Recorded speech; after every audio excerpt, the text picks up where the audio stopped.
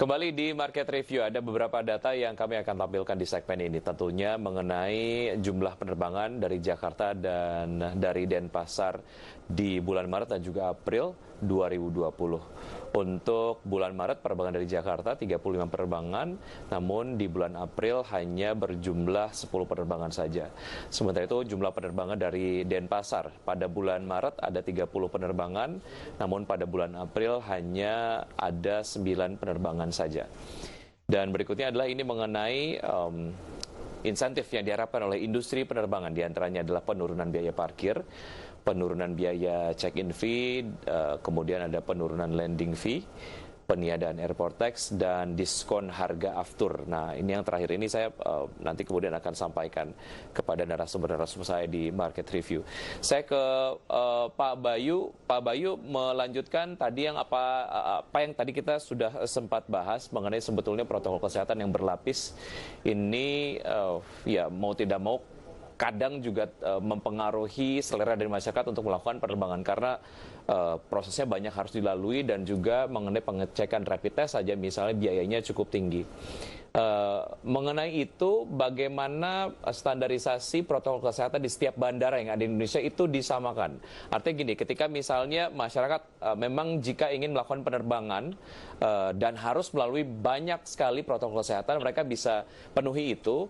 Namun ketika standarnya berbeda dari satu bandara dan juga bandara yang lain, ini membuat akhirnya masyarakat jadi kerepotan gitu ya. Mengenai ini seperti apa Pak Boy? Apa yang disampaikan oleh asosiasi? Ya baik, jadi keluhan ini atau fakta ini sebetulnya kita sudah sampaikan kepada Kepala Gugus Tugas, Pak Doni Monardo, kepada Kementerian Perhubungan dan stakeholder yang lain juga, masuk ke Menko Maritim dan Investasi misalnya. Yeah. Tapi termasuk ke Menpar Rekraf juga. Tapi kelihatannya kok ya masih ketentuan yang diatur oleh gugus tugas masih ada daerah yang berbeda gitu loh. Baik. Ya, dan ini akan terus disampaikan temuan-temuan ini ya Pak Bayu ya. Ya. Baik, saya ke Pak Ziva. Pak Ziva, analisa Anda mengenai tadi yang sudah disampaikan seperti apa Pak Ziva? Ya, saya melihat kalau untuk rapid test yang merupakan pelayanan kepada konsumen ya dalam hal ini penumpang, bukan hanya penumpang yang bepergian dalam rute domestik, tapi juga kita antisipasi tentunya pada saat nanti gerbang sudah dibuka untuk penumpang atau wisatawan yang datang ke Indonesia dan ingin bepergian di teritori atau di antara wilayah Indonesia. Kita harus utamakan di sini tentunya seperti Pak Bayu sampaikan tadi adalah safety dan juga security, kesehatan, keselamatan dan keamanan. Itu adalah yang paling prinsip. Namun dari segi pelayanan menurut saya seharusnya pelaksanaan rapid test ini tidak dibebankan lagi pada penumpang. Sama seperti halnya airport tax atau seperti dulu kita pernah mengenal ada namanya fiskal untuk perjalanan luar negeri ya. Itu tentunya juga sudah merupakan pelayanan yang tidak dibebankan kepada konsumen. Sehingga proses atau keinginan atau pertimbangan para konsumen untuk melakukan perjalanan kembali menggunakan transportasi udara itu jadi lebih diringankan pertimbangannya, jadi lebih ingin atau tidak tertahan untuk keinginan untuk bepergian kembali. Mengapa saya katakan demikian?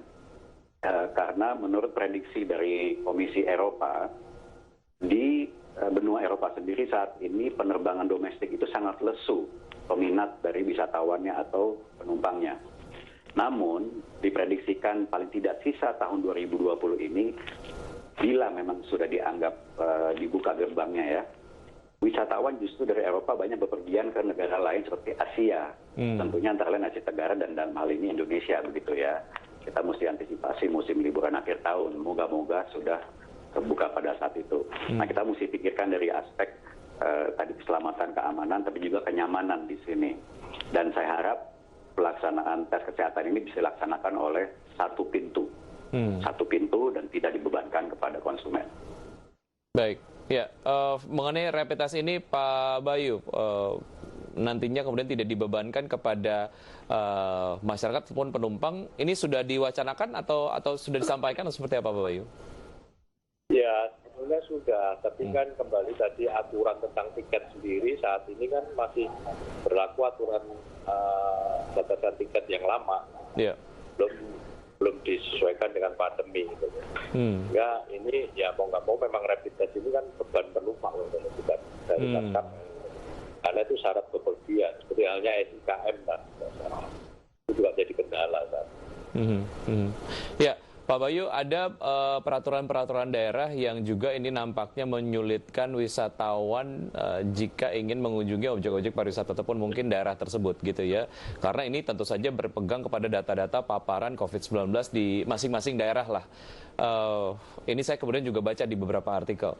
Nah, sejauh mana ini juga dilakukan penyesuaian lah, walaupun mungkin tidak terlalu ekstrim, tapi setidaknya ya dapat mempermudah akses untuk wisatawan bisa masuk ke sebuah daerah, dan secara angka gitu kunjungan wisatawan domestik ini akan perlahan naik, Pak Bayu.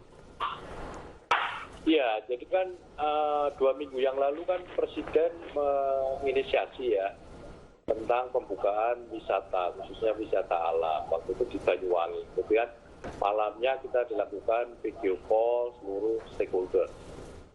Seluruh dari Aceh sampai Merauke lah semua ada.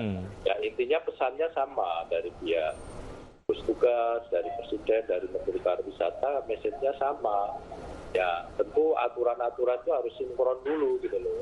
Kalau nggak sinkron ya orang dari tempat asal berangkat mudah bisa berangkat, tapi sampai di tempat yang mau dituju ada aturan-aturan yang berbeda gitu loh. Kita nggak bisa jadi jalan-jalan kan atau berwisata gitu. Baik, ya temuannya nanti seperti apa mengenai sinkronisasi ini pasca kemudian komunikasi yang sudah dilakukan dengan berbagai macam stakeholders. Kita akan lanjutkan usai jeda berikut ini, tetap di Market Review, kami akan segera kembali.